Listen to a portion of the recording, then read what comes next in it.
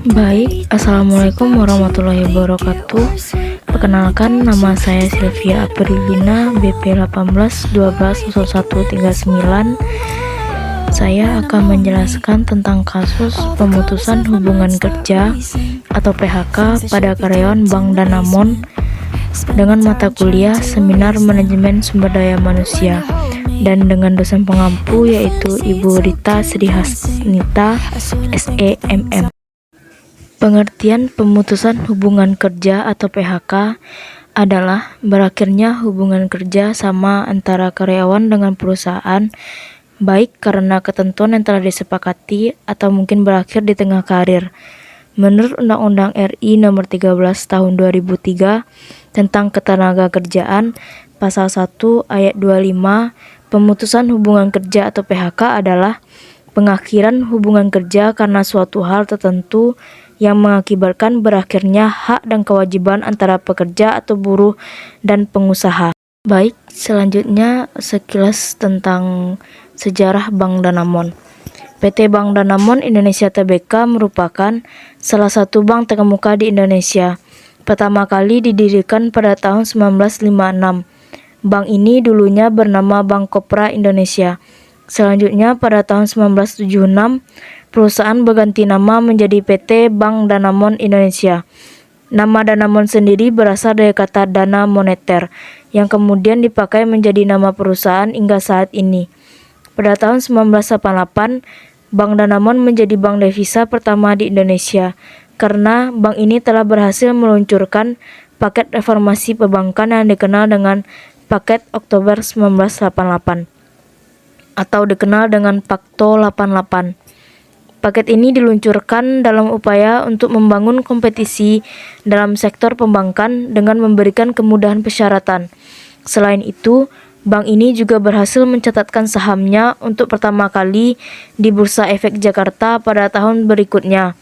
Akibat krisis keuangan yang sedang melanda Asia pada tahun 1998, Bank Danamon akhirnya diambil alih oleh pemerintah Indonesia. Selanjutnya, pada tahun 2000, bank ini mengadakan legal merger dengan 8 bank lainnya yang kemudian diambil alih kembali oleh pemerintah. Selanjutnya, pada tahun 2003, saham mayoritas Danamon oleh pemerintah kemudian diakuisisi oleh Asia Financial atau Indonesia Pte Ltd. Bank Danamon selalu memberikan inovasi-inovasi terbaru dengan meluncurkan program-program menarik bagi nasabahnya. Salah satunya dengan meluncurkan Danamon Simpan Pinjam pada tahun 2004 seiring dengan proses akuisisi dengan Adira Finance. Sejak saat itu, segmen usaha yang dijalankan Danamon telah berkembang yang mencakup mass market, perbankan konvensional UKM, perbankan non-retail, bisnis kartu kredit, perbankan syariah, perbankan korporasi, treasury, pasar modal, dan lembaga keuangan. Dengan visi peduli dan membantu jutaan orang mencapai kesejahteraan.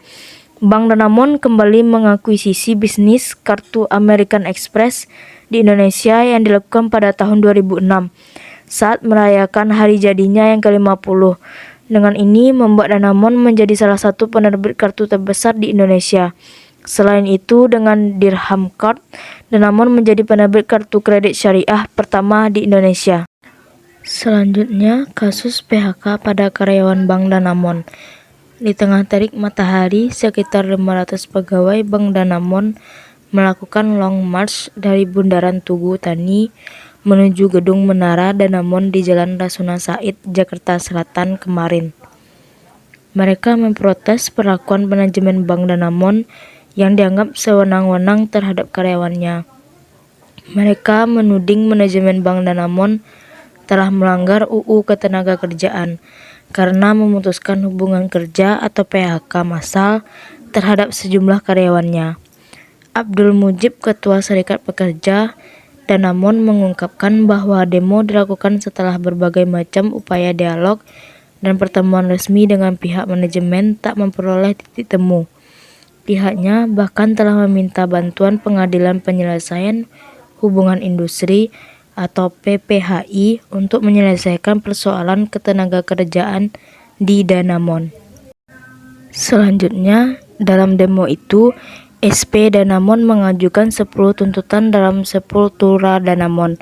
Antara lain meminta manajemen Danamon menghentikan PHK massal, menghentikan training cara PHK karyawan, menolak bentuk outsourcing dan pengurangan iuran dana pensiun. Abdul mengungkapkan selama ini hubungan SP dengan pihak Danamon bisa dibilang tidak menunjukkan hubungan industrial yang harmonis.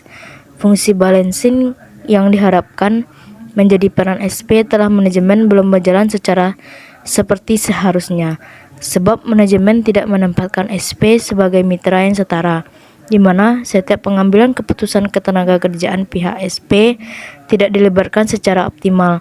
Akibatnya, putusan yang dihasilkan selalu mengecewakan dan memancing amarah pekerja. Selanjutnya, setelah aksi selama 2 jam, ada informasi perwakilan SP dipanggil masuk ke dalam gedung Menara Danamon oleh manajemen untuk melakukan negosiasi. Tetapi sampai di dalam para perwakilan SP merasa ditipu. Pasalnya, setelah mendatangi lantai 15, pihak manajemen sama sekali tidak menemui perwakilan SP dan negosiasi yang dijanjikan tidak pernah ada. Setelah pihak manajemen tidak menggubris aksi mereka, maka pada tanggal 10 November mereka mengancam akan melakukan aksi dalam jumlah massa yang lebih besar, sebab mereka merasa Danamon telah memperlakukan mereka secara tidak manusiawi. Padahal Danamon diketahui untung lebih dari 2,5 triliun.